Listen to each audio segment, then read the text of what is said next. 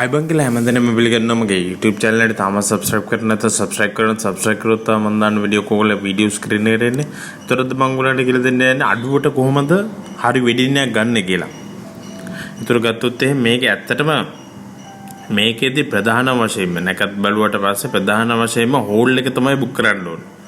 මොකද දැන් ගත්තොත් එහෙම 2020 2021 2022ටත් බුක් කරලා තියෙනවා. එහෙම වගේ දෙයක් තමයි දැනට තියෙන්නේ.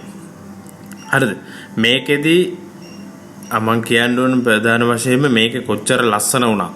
හෝල් එක නැත්නම් හොටෙල් එක කොච්චර ලස්සන වුණත් ළඟ වුණත් නමුත් ඒ වලට තියෙන කැම වලට තියෙන කමෙන්ට්ස් Google වල තියෙන රිවිව්ස් Facebook එකේ තියෙන රිවිව්ස් ඒව අනිවාර්යෙන් කියවන්න. ඒව තමයි වැදගත්. මොකද සමහර ඒවල හෝල් ඔක්කොම ලස්සනට තිබ්බට ඒවල තියෙන්න පුළුවන් සර්විස් එක හරියන්නේ නැහැ. එක්කෝ දාලා තියෙන්නේ ඒ කියන්නේ වැඩක් කියන්නේ වේටර්ලා හරි ඒකේ ඉන්න ස්ටුවර්ට්ලා හරි ඒගොල්ලෝ ඔක්කොලාම එක්ස්පීරියන්ස් නැති කට්ටිය. ඒතකොට හරියට සර්විස් එකක් දෙන්න බෑ. ඒතර කෑම හොඳ නැහැ.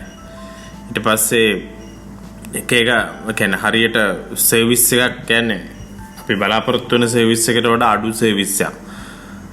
ඒකේ ඊට පස්සේ ඕනර්ස් ලයිතිකාරයෝ සල්ලි ආය ගන්න ගියපුම් ඩිපොසිට් ඒවා අවුල්. අන්න ඒවා ගොඩාක් රිවිව්ස් ඔක්කොම කියවනකොට ඔයගලන්ට තේරෙන්න පුළුවන්. සාමාන්‍ය 90%ක් වගේ කෑම හොඳ නැහැ කියලා කියනවනම් කොච්චර ලස්සන වුණත් වැඩක් නැහැ. මොකද මිනිස්සු අන්තිමට කියවන්නේ ඕක කෑම හොඳ නැහැ කියන එක. ඒක නිසා අනිවාර්යෙන් රිවිව්ස් බලන්න. පහුගිය තිබ්බ වෙඩින් වල රිවිව්ස් බලන්න. ඒක තමයි ප්‍රධාන වශයෙන්ම කියන්න ඕනේ. ඊට පස්සේ තව දෙයක් තියෙනවා වෙඩින් එක ගන්න යනකොට පැකේජස් තියෙනවා. ආයෙ තියෙනවා තනි ගන්න පුළුවන්. පැකේජස් කියන්නේ ඔයගොල්ලන්ට යන්න පුළුවන්. ඒ කියන්නේ මුළු ඔක්කොම දෙනවා ඒගොල්ලෝ.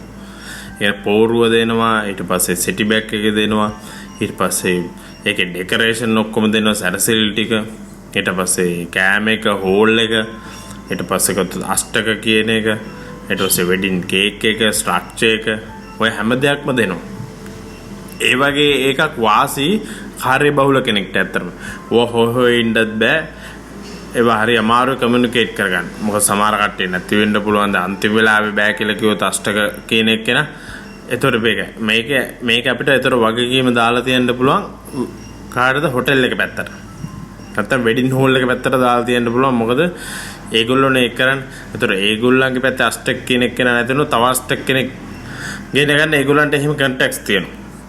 මොකද ඒගොල්ලෝ වගකීමෙනුත් බැඳිලා ඉන්නවා. ඒකද පැකේජස් ගන්න එකේ වාසියක් තියෙනවා. නමුත් ක්වොලිටිය අතින් පොඩ්ඩක් අඩු වෙන්න පුළුවන්. මොකද ඔක්කොම කරන දෙන්නේ. ඒතර එක සමහර ඩෙකොරේෂන් හැම එකටම එකම දාන්න. එහෙම දෙයක් තියෙනවා.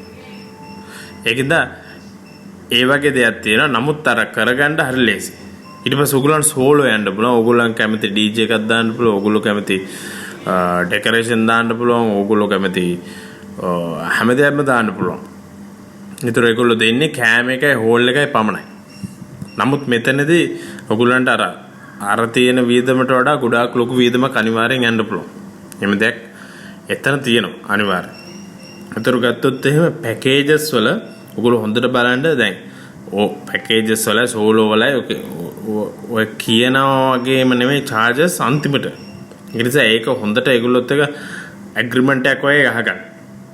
මොකද ඒගොල්ලෝ කියනවා දැන් ඒ හෝල් එක දෙන්නේ පැය 5යි 6යි. ඊට පස්සේ AC එක ඕෆ් කරනවා පැය 4යි. ඔන්න ඔය වගේ කරුණු තියෙනවා. ඒක නිසා ඒව හොඳට අනිවාර්යෙන් අහගෙන දැනගන්න. ඒතකොට මොකද පැය 5යි දෙන්නේ එක්ක වෙඩින් එක පැය 5කට වඩා පැය 4කට වඩා අනිවාර්යෙන් තියෙනවා. එතකොට පැය 4කින් පස්සේ ඊට පස්සේ charge කරනවා පැයකට රුපියල් 5000ක් හරි 10000ක් හරි. දැන් ඒවා කියන්නේ නැහැ එක්කෝ. ඒ වගේ දේවල් තියෙනවා. ඒක නිසා ඒව අනිවාර්යෙන් දැනගන්න. ඊට පස්සේ ප්ලේට් බින්දෙනවානේ. ඔය බීපු කට්ටිය අතින් බින්දෙන්න පුළුවන්. නැත්තම් ඔය මිනිස්සු අතින් බින්දෙන්න පුළුවන්. ඒවා අඩු කරනවාද? ඒවා අඩු කරනවාද කියන්නේ මං අහන්නේ ඉස්සලාම අපි ඩේට් එක ෆික්ස් කරන්න රුපියල් 50000ක් දුන්නා කියමු. ඒ 50000 අපි අන්තිමට වෙඩින් කොස්ට් එක ගත්තත් රුපියල් 5,00,000 කියමුකෝ. එතකොට වෙඩින් එකට සතියකට කලින් 4,50,000ක්ද අපි ගෙවන්න ඕනේ නැත්නම් 5,00,000ම ගෙවන්න ඕනේද? ඒ අපි ගෙවපු 50,000 වෙඩින් එක ඉවරලා දෙනවද? ඒක ගැන හොඳට දැනගන්න ඕන. ඒතර ඒ 50,000න් අඩු කරලා දෙනවද? අර සති දෙකකට පස්සේනේ 50,000 දෙනවා කියනවනම් ඒකෙන් අර ප්ලේට් අඩු වෙච්ච ඒවා. ඊට පස්සේ ඔයගොල්ලෝ 150කට ආරාධනා කරලා තිනවනේ 175ක් එනවද? අර ඒ වගේ දේවල් හොඳට අධ්‍යයනයක් ඒක තියෙන්න ඕන. මොකද ඒව ඇවිල්ලා කියන්නේ.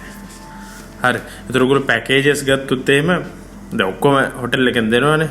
නමුත් අර ෆොටෝග්‍රැෆි අන්දන එක ඒ වගේ දේවල් අතර පිටින් ගන්න වෙනවා. ෆොටෝග්‍රැෆි කියත් ඔය ලොකු ඒවලට යන්න ඕනේ නැහැ. අනිවාර්ය රුපියල් 50,000 ඉඳන් තියෙනවා. එච්චර ඕනේ නැහැ. ඒ කියන්නේ බේසික්ම දේවල් ගන්න ඔය වීඩියෝ යන්න එපා. ප්‍රී ෂූට් ඕනේ නැහැ. පොඩිම ඇල්බම් ගත්තාම එච්චරයි. අපි අන්තිමට ඇල්බම් එක විතරයි ඉතුරු වෙන්නේ අවුරුදු ගානකට.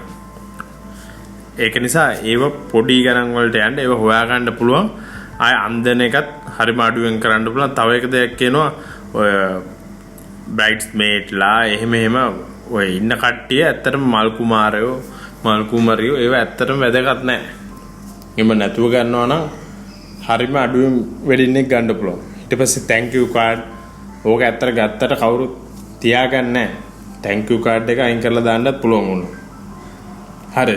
ඊට ගත්තොත් එහෙම බොයිස් ලගේ පැත්තෙන් ගත්තොත් ඒ කියන්නේ ගෲම් ගේ පැත්තෙන් ගත්තොත් එහෙම ඔය මේකප් එකක් දැන් අලුත් මේකනේ කොල්ලොන්ටත් මේකප් එකක් දාන්න. ඒතකොට ලොකු ගාණක් ගන්නවා. එහෙන් පොඩි දෙයක් නේ කරන්නේ කොල්ලොන්ට එහෙම මේකප් දාන්නේ. ඒක නිසා ඒවා හොඳට මතක තියාගන්න ඒවා සැලුන් වලට කියන්නවත් එපා. නිකන් නෝමල් විදිහට කොණ්ඩේ කපලා රැවුල කපලා එහෙම එන්නේ. හරි. ඊට පස්සේ ඕවා ඔක්කොම ඔය ෆොටෝග්‍රැෆි අන්දන ඒවා. ඒතකොට ගත්තොත් එහෙම ඔය DJ ඔය හැම දෙයක්ම හොටෙල් අඩුවට ගන්න පුළුවන් BMICH එකේ තියෙනවා වෙඩින් ප්ලෑනර්, වෙඩින් ෂෝ, ද වෙඩින්ග්ස් ඔහොම කියලා ෂෝස් තියෙනවා. ඒ වලට කියලා ඩිස්කවුන්ට් එක ගන්න පුළුවන්. නමුත් සමහර ඒවා ඩිස්කවුන්ට් කියලා ඇත්තම ප්‍රයිස් එක තමයි දෙන්නේ. එහෙමත් තියෙනවා. නමුත් හොඳට හොයලා බලලා ගත්තොත් ඇත්තටම අඩුවෙන් ගන්නත් හැකියාවක් තියෙනවා. ඒ වගේ එකක් බලලා. වෙඩින් ෂෝ වල. හරි. ඊට පස්සේ කාඩ්. ඔය ද වෙඩින් කාඩ්, වෙඩින් බොක්ස් ඒවා අනිවාර්යෙන් අපි පිටින් ගන්න එපා. ඒවා අපි කොටුවේ තියෙනවා ඒ හරස් වීදියේ අඩුවටම ගන්න. හොඳ ලස්සන ඩිසයින් එකක් බලලා අනිවාර්යෙන් ගන්න පුළුවන්. ඒ කියන්නේ කිසි අවුලක් නැහැ. ඒක තමයි කරගන්න ඕනේ. අර පැකේජස් දෙනවනේ ඇත්තටම වාසි. ඒතර ඔක්කොම නැහැනේ. අපිට ඒතර ෆොටෝග්‍රැෆි, ඔය කාඩුයි, අන්දන එකයි ඒව විතරයි බලා ගන්න තියෙන්නේ. ඊට පස්සේ අඩුම ප්ලේට් එකට ආයෙ යන්නත් එපා. ඒක රුපියල් 1000ට තියෙනවා නම් 1500ට තියෙනවා නම් 2000ට තියෙනවා 1500කට යන්න බෑ. මොකද 1000ක කියන්නේ එච්චරම හොඳ නැති එකක් වෙන්න පුළුවන් අනිවාර්යයෙන්. ඒ නිසා මැද ප්ලේට් එකකට යන්න බලන්න. ඒක තමයි හොඳම වැඩේ. හරි. ඊට පස්සේ ඔය ඩ්‍රෝන්ස් වලින් ගහන ඒවා, ප්‍රී ෂූට්, පෝස්ට් ෂූට් ඔය වලට වැඩි වියදම් කරන්න යන්න බෑ. මොකද ඕක එක දවසේ එකක්. එක දවසෙන් ගන්නත් බලන්න ආයි මම කියන දේ. ඒ කියන්නේ ඔය going away, home coming එහෙම ගන්න යන්න එපා. බොරු වැඩක්. ලොකු සල්ලි වියදම් වෙන වැඩක්. හොඳම වැඩේ එක දවසින් ගන්න එක. හරි. ඊට පස්සේ තව දෙයක් තමයි මේ ඔය ලිකර් සම්බන්ධ. ඔය බෝතල් ඔගොල්ලෝ පිටින් ඔය දැන් කවුරු හරි යාළුවෝ ඉන්නවනම් රට ඉඳලා එනකොට අනිවාර්යෙන් ගේන්න කියන්නේ එතන තියෙන ඩියුටි ෆ්‍රී ෂොප් එකේ. හાર્ඩ් ලිකර් තියෙනවා. ඒතර ඒවට ගියා තියාගත්තම ඔයාලට ලේසි.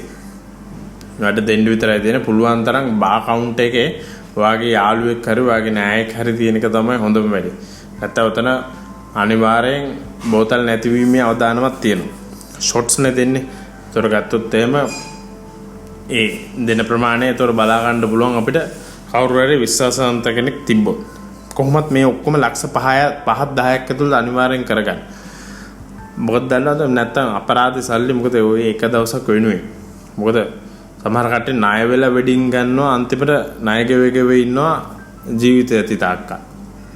ඒකද ඒ වගේ දේවල් වලට අනිවාර්යෙන් යන්න එපා. බොරුම වැඩක්. හොඳම වැඩේ ණය වෙන්නේ නැතුව පුළුවන් තරම් අඩුවෙන් මේ කියන විදිහට අනිවාර්යෙන් කරගන්න පුළුවන් තරම් පැකේජස් පුළුවන් නම් යන්න බලන්න. නැත්තම් තව කඩලා ඒ Taman කැමති විදිහට යන්න බලන්න. අඩුවෙන්ම කරගන්න.